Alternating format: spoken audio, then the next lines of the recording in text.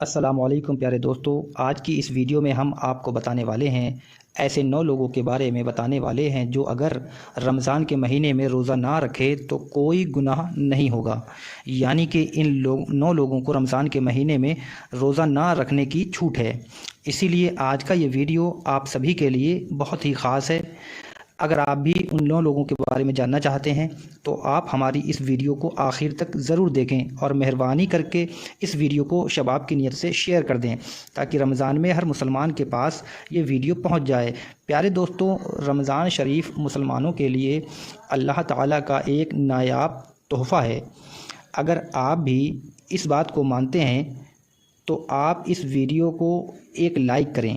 پیارے دوستو، یاد رکھیں، ہر مسلمان مرد اور عورت جو بالغ ہو، جو اپنے ہوش و حواس میں ہو، اس پر رمضان کے روزے فرض ہیں۔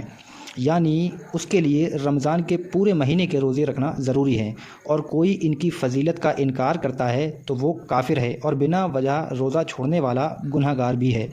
لیکن کیا آپ جانتے ہو 9 لوگ ایسے ہیں جن کو رمضان کے مہینے میں روزے نہ رکھنے کی چھوٹ ہے؟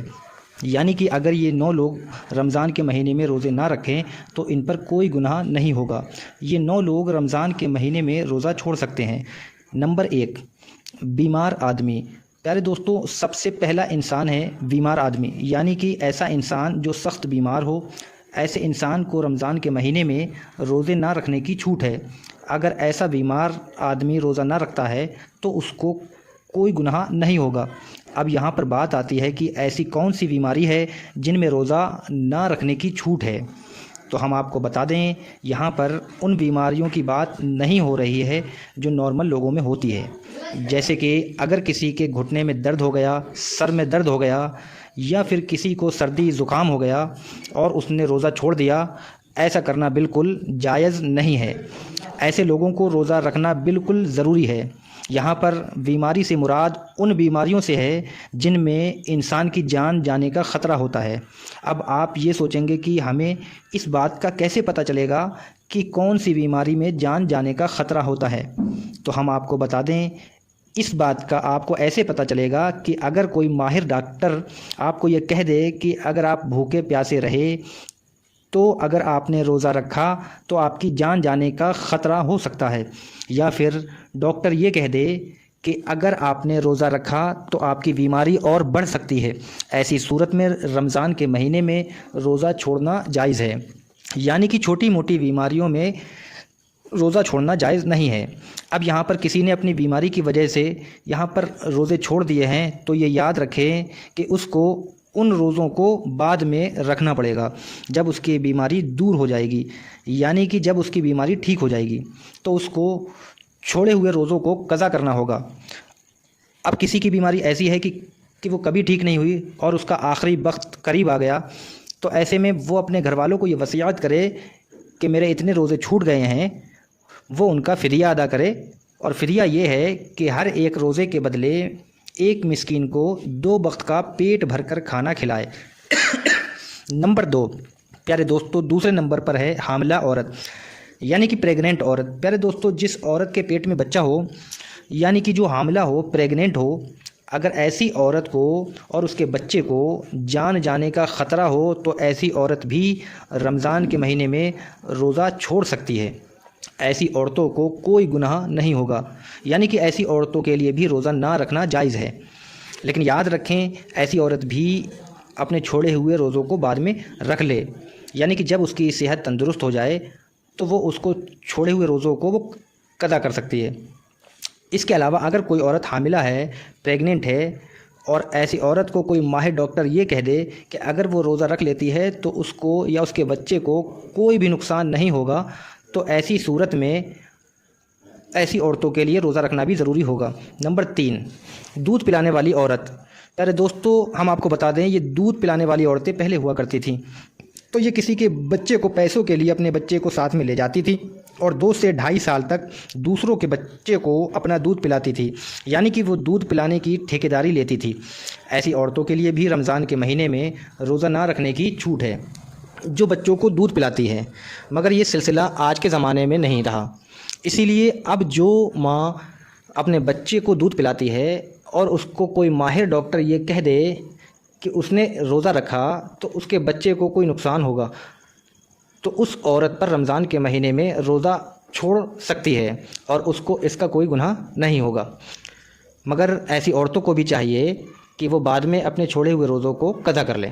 نمبر 4 دوستو، چوتھے نمبر پر شخص وہ ہے جو اپنے بڑھاپے کی وجہ سے اپنے عمر کے آخری پڑاؤ میں پہنچ گیا ہے، یعنی اپنی عمر کے بڑھاپے میں پہنچ گیا ہو۔ اگر کوئی شخص اتنا زیادہ بوڑھا ہو گیا ہے کہ وہ اپنے بوڑھے پن کی وجہ سے اپنی جگہ سے ہل بھی نہیں سکتا ہے اور وہ بیٹھ بھی نہیں سکتا ہے، چل بھی نہیں سکتا ہے، اگر کوئی شخص اپنے بوڑھے پن کی وجہ سے اتنا زیادہ ضعیف ہو چکا ہے، اتنا زیادہ کمزور ہو چکا ہے کہ اس میں روزہ رکھنے کی بالکل بھی طاقت نہ بچی ہو، تو ایسا شخص بھی اگر رمضان کے مہینے میں روزہ نہ رکھے گا تو اس کو کوئی گناہ نہیں ہوگا، یعنی کہ ایسے بوڑھے شخص کے لیے بھی روزہ چھوڑ دینا جائز ہے۔ مگر یاد رکھیں، ایسے بوڑھے شخص کے لیے فدیہ کا مسئلہ آتا ہے، تو اس کو چاہیے کہ وہ اپنا فدیہ ادا کرے، یعنی کسی غریب مسکین کو 2 وقت کا پیٹ بھر کے کھانا کھلائے۔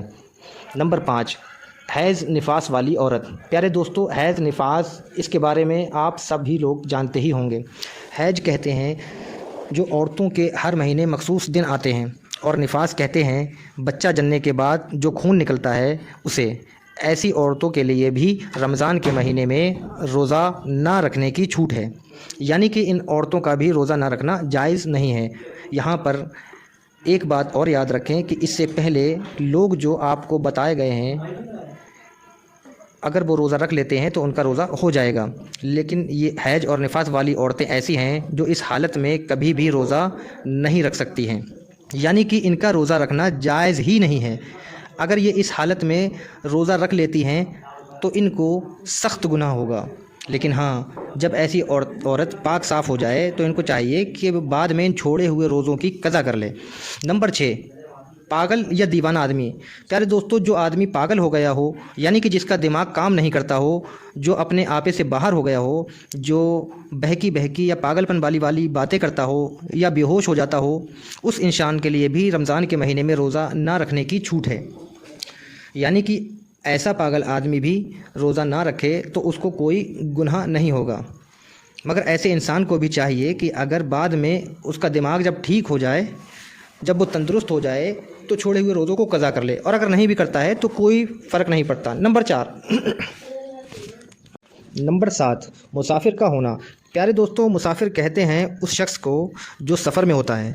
ایسا شخص بھی اگر سفر کی حالت میں ہے تو وہ روزہ نہ رکھے تو اس کو کوئی بھی گناہ نہیں ہوگا، یعنی کہ مسافر کے لیے بھی روزہ نہ رکھنے کی چھوٹ ہے۔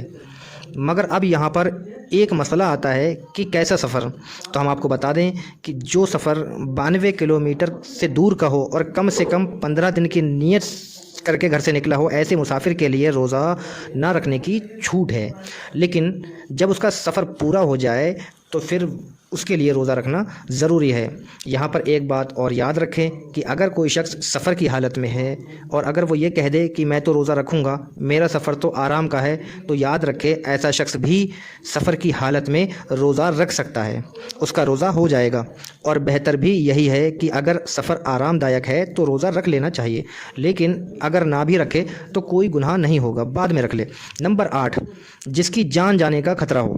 دوستو، اگر کوئی شخص کسی کے پاس اپنے ہاتھ میں تلوار لے کر آ جائے اور کہنے لگ جائے کہ تم نے روزہ رکھا تو میں تمہاری گردن اڑا دوں گا یا پھر میں تمہیں مار دوں گا، اس طرح سے اگر کسی کی جان کا خطرہ آ جائے تو ایسی صورت میں بھی انسان کو روزہ چھوڑ دینا چاہیے، یعنی کہ جب ایسی صورت پیدا ہو جائے تو اب اس کے لیے روزہ نہ رکھنا جائز ہے، لیکن اس وجہ سے اس کے جو روزے چھوٹ رہے ہیں اس کو چاہیے کہ وہ چھوڑے ہوئے روزوں کو بعد میں رکھ لے، یعنی کہ ان کو قضا کر لے۔